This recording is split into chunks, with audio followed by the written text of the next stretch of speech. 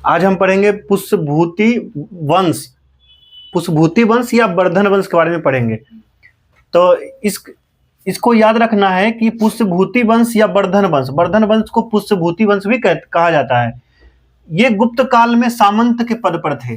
ये याद रखना है कि पुष्यभूति या तो इसके खानदान में इसके पूर्वज जो थे वो जो पहले क्या थे, गुप्त काल में जो है सामंत के पद पर थे। तो याद रखना है इसको जो है। कहता है क्वेश्चन क्या रहेगा कि पुष्यभूति वंश या वर्धन वंश का संस्थापक कौन है। तो हम लोग को जो है याद रखना है पुष्यभूति, पुष्यभूति इसका याद रखना है, पुष्यभूति वर्धन कहता है इसको याद रखना है। पुष्यभूति जो है पुष्यभूति वर्धन, उसी के नाम पर जो है पुष्यभूति वंश या वर्धन वंश इसी के नाम पर पड़ा हुआ है। इसकी राजधानी, इसकी प्रारंभिक राजधानी क्वेश्चन रहता है, इससे क्वेश्चन रहेगा कि वर्धन वंश की या पुष्यभूति वंश की जो है प्रारंभिक राजधानी कहाँ थी। तो थानेश्वर, जो कि कहाँ पड़ता है, हरियाणा में, हरियाणा में याद रखना है कहाँ पर, थानेश्वर हरियाणा में। इसके संस्थापक कौन हुए, पुष्यभूति वर्धन। ठीक है, इतना याद रखना है।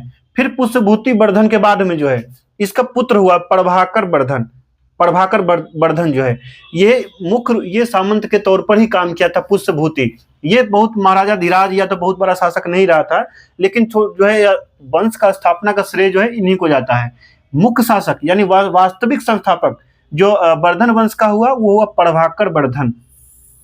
इसको याद रखना है कि प्रभाकर वर्धन के बारे में याद रखना है। यहीं से क्वेश्चन भी रहता है कि प्रभाकर वर्धन, वर्धन वंश का प्रथम शासक जिसने जो है महाराजा धीराज की उपाधि या जो है परम भट्टारक की उपाधि लेने वाला कौन शासक है, तो प्रभाकर वर्धन, जो कि पुष्यभूति वर्धन का पुत्र था। ठीक है, प्रभाकर वर्धन का जो है शादी होता है यशोमती के साथ में, प्रभाकर वर्धन का शादी होता है यशोमती के साथ में। ठीक है, उसके बाद याद रखना है कि इस यशोमती से जो है इसको तीनों, एक राज्यवर्धन एक हर्षवर्धन, दो पुत्र जो है राज्यवर्धन और हर्षवर्धन, और एक पुत्री राजश्री। राजश्री जो है प्रभाकर वर्धन का ही तीनों जो है पुत्र या पुत्री था जो है। तो याद रखना है संतान तीनों जो है प्रभाकर वर्धन का ही था जो है। तो याद रखना है इसमें से राजवर्धन सबसे बड़ा बेटा था, उसके बाद याद रखना है हर्षवर्धन पुत्र था, उसके बाद जो है राजश्री पुत्री थी। उसके बाद इसमें से क्वेश्चन याद रखना है कि राजश्री, उसकी पुत्री जो थी राजश्री, उसका शादी करवाया गया गृहवर्मन के साथ में। ठीक है, इसको याद रखना है, राजश्री का शादी करवाया गया गृहवर्मन के साथ में, जो कि कन्नौज के मौखरी शासक था। गृहवर्मन जो था वो कन्नौज के मौखरी शासक था, जो है मौखरी वंश के शासक, जो कह लीजिए जो है मौखरी वंश के शासक जो है गृहवर्मन के साथ में राजश्री का जो है शादी हुआ था। ठीक है, उसको हम लोग जो है याद रखेंगे। प्रभाकर वर्धन की मृत्यु के बाद गद्दी संभालता है राज्यवर्धन। इसको ये चीजें जो है यहाँ पे ध्यान रखना है कि प्रभाकर वर्धन के बाद में जो है गद्दी कौन संभालता है, तो राजवर्धन संभालता है। उधर याद रखना है कि राजश्री का शादी किसके साथ हुआ था, तो गृहवर्मन के साथ में हुआ था, जो कि कन्नौज के जो है मौखरी वंश का जो है एक राजा था गृहवर्मन। ठीक है, अब याद रखना यहाँ पर से जो है बहुत सारी चीजें होती है तो कंफ्यूजन क्रिएट ना हो, इसलिए जो है मैं साफ साफ बताते चलूंगा कि जो है किसका कौन किस से संबंधित किससे था।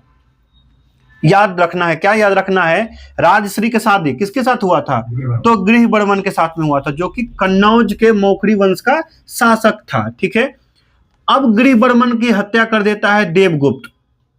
ठीक है, इसको जो है याद रखना है कि गृहवर्मन का हत्या कौन कर देता है, देवगुप्त, जो कि मालवा का शासक था। मालवा का शासक था, मालवा याद रखना है इस चीज को जो है कि मालवा का शासक था देवगुप्त। इसने हत्या कर दिया था राजश्री के पति गृहवर्मन की हत्या कर दिया था। उसके बाद याद रखना है कि जब उसके बाद क्या होता है, इधर से राज्यवर्धन, जो कि राजश्री का भाई कौन था, राज्यवर्धन, वो इधर से आकर के जो है देवगुप्त की अब ये हत्या कर देता है। तो याद रखना है राजवर्धन हत्या कर देता है देवगुप्त की, ये याद रखना है। उसके बाद याद रखना है कि देवगुप्त का एक मित्र था, उसका नाम था शशांक, जो कि कहाँ का शासक था, तो बंगाल के गौड़ शासक। बंगाल में एक चल रहा था जो वंश जो था गौड़, तो गौड़ शासक था शशांक। उसने क्या किया, वो जो है छल के द्वारा जो है राज्यवर्धन की जो है हत्या कर देता है। ठीक है, याद रखना है कि शशांक के द्वारा जो है छल के द्वारा जो है राज्यवर्धन की जो है ये हत्या कर दी जाती है। इसको जो है चीजें याद रखना है। ठीक है, उसके बाद याद रखना इस शशांक जो था वो गौर शासक था, ये क्वेश्चन रहता है। ये किस धर्म से संबंधित था, तो शैव धर्म से संबंधित था, याद रखना है। वो कट्टर शैव धर्म से संबंधित था जो है। तो क्या करता है कि बोधि वृक्ष को कटवा देता है जाके। तो बोध गया में स्थित बोधि वृक्ष को कटवाने वाला कौन था? शशांक था। वो कहाँ का शासक था? तो जो है बंगाल का गौर शासक था। और वो कटवाया क्यों था? क्योंकि वो कट्टर शैव था। ठीक है, ये चीजें याद रखना है। अब वापस हम आते हैं, कौन किसको मारा। ठीक है, गिरिवर्मन की हत्या कौन किया था? तो देवगुप्त किया था। देवगुप्त की हत्या कौन किया? राज्यवर्धन किया। राज्यवर्धन का छल से हत्या करता है देवगुप्त का मित्र होता है शशांक। ठीक है, ये हत्या कर देता है। और ये हत्या कर करके जो है, और जो है याद रखना है, फिर उसके बाद जो है ये कन्नौज, ये जो है पूरा कन्नौज पर जो है अधिकार कर लेता है जो है। अब आती है बात राज्यवर्धन के बाद गद्दी पर, इसकी तो हत्या हो गई थी। तो इसकी हत्या के बाद शासन संभालने का काम जो है हर्षवर्धन पे आता है, जो कि मात्र 16 वर्ष की आयु में जो है शासन को संभालता है। ये क्वेश्चन बहुत रहता है कि हर्षवर्धन से बहुत सारा क्वेश्चन बनता है कि हर्षवर्धन गद्दी कब संभालता है। तो इसका साल भी आपको याद रखना है, 606 ईस्वी। 606 ईस्वी या 16 वर्ष की अवस्था में। ये दोनों बातें याद रखना है कि राज्यवर्धन का जब हत्या कर देता है छल से शशांक, उसके बाद गद्दी पे कौन बैठता है? जो वर्धन वंश का शासक, अगला शासक कौन बनता है? हर्षवर्धन। कब? 606 ईस्वी में। ठीक है, 16 वर्ष की अवस्था में। ठीक है, याद रखना है। अब हर्षवर्धन क्या करता है? शशांक को जाके जो है पराजित करने का काम करता है। शशांक को पराजित करके यहाँ से जो है पूरा कन्नौज से जो है इसको खाली करवाता है, याद रखना है। और यही शशांक जो है उसकी बहन को जो है राजश्री को जो है कहीं पे छिपा देता है, मतलब उसको उतना पता नहीं चलने देता कि कहाँ है। तो हर्षवर्धन परेशान। तो ये क्वेश्चन ये क्या रहता है कि हर्ष की मदद कौन करता है? हर्षवर्धन की मदद कौन करता है उसकी बहन का पता लगाने में? तो दिवाकर नामक एक बौद्ध भिक्षु रहता है, वही उसका पता बताता है कि उसकी बहन को जो है कहाँ पर कैद करके रखा था वो लोग जो है। तो याद रखना है, दिवाकर नामक बौद्ध भिक्षु जो है हर्षवर्धन की जो है मदद करता है उसकी बहन का पता लगाने में। ठीक है, और एक चीज अब याद रखना है कि हर्षवर्धन जो है शिलादित्य की उपाधि, इसका उपाधि भी हम लोग को याद रखना है। हर्षवर्धन का उपाधि जो है वो हर्षवर्धन उपाधि लिया था शिलादित्य का। ये चीजें याद रखना है। उसके बाद जो है याद रखना है कि हर्षवर्धन जो है अंतिम रूप से शशांक को जो है हरा उरा के मार करके, ये पूरा कहानी का जो है अंतिम में बादशाह कौन बनता है? हर्षवर्धन। ठीक है, उसके बाद जो है वो उसकी बहन का जो है वो कन्नौज के मौखरी वंश का शासक था, तो पूरा कन्नौज पर भी जो है अधिकार करने का काम कर लेता है हर्षवर्धन, और पूरा क्षेत्र को जो है अपने में मिला लेता है। और जो है राजधानी शुरुआत से कहाँ था? थानेश्वर हरियाणा में। तो उसको जो है हटा कर करके जो है कन्नौज को राजधानी अपनी बना लिया था हर्षवर्धन। ठीक है, हर्षवर्धन क्या करता है? कन्नौज को अपनी राजधानी बना लेता है। ठीक है, यहाँ तक कि हम बता रहे हैं कि हर्षवर्धन कन्नौज को जो है अपनी राजधानी बनाया। थानेश्वर हरियाणा से जो है चेंज करके जो है वो पूरा अपने जो है बहन का जो क्षेत्र जो था कन्नौज के मौखरी वंश का जो है पूरा क्षेत्र था, वो सारा का जो है अपने में मिला करके जो है वो राजधानी कहाँ बना ले आया? तो थानेश्वर हरियाणा से जो है उसको राजधानी को कन्नौज लेके चला आया। अब याद रखना है कि हर्षवर्धन मतलब जहां जा रहा है वहां पे विजय ही पा रहा था। तो इसका एक उपाधि हम बोले थे, याद रखना है, शिलादित्य की उपाधि। क्वेश्चन बहुत बार है, ये प्रीवियस ईयर का क्वेश्चन है, शिलादित्य की उपाधि। हर्षवर्धन ने शिलादित्य के क्वेश्चन रहेगा कि शिलादित्य की उपाधि किसने लिया था? तो बहुत सारा मतलब कुछ ऐसा उपाधि है ना जो कि सिर्फ वही लिया है, तो उसको याद रखना है। जैसे राजा रानी का सिक्का सिर्फ जो है वही चलवाया था अपने शादी के उपलक्ष्य में, कौन है? चंद्रगुप्त प्रथम था। तो जो है उस सब चीज को जो है हम लोग याद करते चलेंगे कि पूरा इतिहास में हम लोग याद रखेंगे इधर कि शिलादित्य की उपाधि लेने वाला एकमात्र शासक था हर्षवर्धन। यही क्वेश्चन पूछा गया है। ठीक है, उसके बाद हम लोग चलते हैं कि अब हर्षवर्धन जो है याद रखना है दक्षिण की ओर अभियान किया। उत्तर में तो बहुत विजित हो रहा था, वो पूरा क्षेत्र को लपेट ले था जो है, पूरा वहां तक जो है कन्नौज को राजधानी बनाया। फिर उसके बाद याद रखना है कि उसको दक्षिण की तरफ अभियान शुरू किया। ठीक है, दक्षिण तरफ के अभियान को जो है रोकने वाला शासक था पुलकेशिन द्वितीय, जो कि चालुक्य के बादामी या वातापी शासक था पुलकेशिन द्वितीय। उसने जो है हर्षवर्धन के अभियान को रोका, और जो है नर्मदा नदी के तट पर जो है युद्ध लड़ा गया दोनों के बीच में, जो है पुलकेशिन द्वितीय और जो है हर्षवर्धन के बीच में। ये बातें लिखी कहाँ गई है? तो ऐहोल अभिलेख में। क्वेश्चन क्या रहता है कि पुलकेशिन द्वितीय और हर्षवर्धन के बीच में जो युद्ध होता है नर्मदा नदी के तट पर, कौन नदी, नर्मदा नदी के तट पर, तो वो जो है वो बातें कहाँ लिखी गई है, तो एहोल अभिलेख, ठीक है, एहोल अभिलेख। अब ये क्वेश्चन रहेगा कि एहोल अभिलेख लिखा किसके द्वारा गया है, तो रवि कीर्ति। एहोल अभिलेख का संबंध जो है किस लेखक से है, तो रवि कीर्ति, जो कि दरबारी कवि था पुलकेशिन द्वितीय का। याद रखना है, पुलकेशिन द्वितीय का संबंध चालुक्य के वातापी या बादामी वंश से का शासक था ये, ठीक है। हम लोग उसके बारे में पढ़ेंगे बाद में, कल्याणी वंश में जो आता है बहुत सारा वातापी, बेंगी, जो सारा आता है, तो हम लोग उसको अलग से देखेंगे। अभी हम लोग को इतना ही याद रखना है कि हर्षवर्धन के दक्षिण के अभियान को कौन रोका, तो पुलकेशिन द्वितीय। नर्मदा नदी के तट पर युद्ध हुआ, वो उसका वर्णन कहाँ है, तो एहोल अभिलेख में, जो कि रवि कीर्ति के द्वारा जो है वो चीजें लिखा गया है, मतलब जो है उसमें लिखा गया है, ठीक है। उसके बाद हम लोग इससे इंपोर्टेंट चीज आते हैं कि हर्षवर्धन के काल में जो है याद रखना है कि हेनसांग नामक एक चीनी यात्री, हेनसांग नामक जो है चीनी यात्री जो है भारत आता है, वो याद रखना है कि 629 में ही, 629 में आता है, ठीक है। हम लोग बताए थे कि हर्षवर्धन कब गद्दी बैठा है, 606 ईस्वी में गद्दी पर बैठा है, और 647 ईस्वी में जो है इसकी मृत्यु हो जाती है। तो याद रखना, यानी इसका काल जो है 606 से लेकर के 647 ईस्वी तक है, ठीक है। इसके कार्यखंड में जो है आता है कौन है, हेनसांग। इसका जो है रहता है 629 ईस्वी से लेकर के 645 ईस्वी तक। क्वेश्चन क्या रहा है कि हेनसांग कुल कितने साल तक जो है भारत में रहा था। याद रखना, हेनसांग किस चीनी यात्री है, ये भी क्वेश्चन रहेगा, चीनी यात्री हेनसांग, ठीक है। उसके बाद याद रखना कितना साल तक रहा था वो जो है भारत में, तो 15 साल में जो है 15 साल रहा था। और उसके बाद याद रखना है कि हेनसांग का जो है उपनाम, कुछ उपनाम रहता है, किसको हम लोग जो है कैसे जानते हैं, तो जो है यात्रियों का राजकुमार, नीति का पंडित जो है, तो जो है या तो शाक्य मुनि, वर्तमान का शाक्य मुनि जो है कह करके जो है इनको हेनसांग को जो है संबोधित किया जाता है। तो पूछता है कि ये उपनाम जो है किसका है, तो याद रखना है वो हेनसांग के बारे में बात करता है, ठीक है। अब हम लोग आते हैं जो है कि वो आया क्यों था, तो वो कहता है कि बौद्ध धर्म के बारे में जो जानकारियों को जो है एकत्रित करके कुछ नॉलेज लेने, और जो है जब उनके पूरा जानकारियों को जो एकत्रित करके जो है वापस ले जाने के लिए आया था वो। तो याद रखना है, वो क्वेश्चन भी रहता है कि वो क्यों आया था, तो बौद्ध एक पूरा जो है उसके बौद्ध के बारे में पूरा जानकारी लेने के विषय से ही वो आया था जो है। अब याद रखना है कि उसकी एक रचना है, हेनसांग की एक रचना है, उसकी पुस्तक है एक CU की, जिसमें 138 देशों के वर्णन का जो है, मतलब जहां जहां गया है वो, तो उसका जो है जिक्र किया है जो है, वो अपना पुस्तक का क्या नाम है, CU की।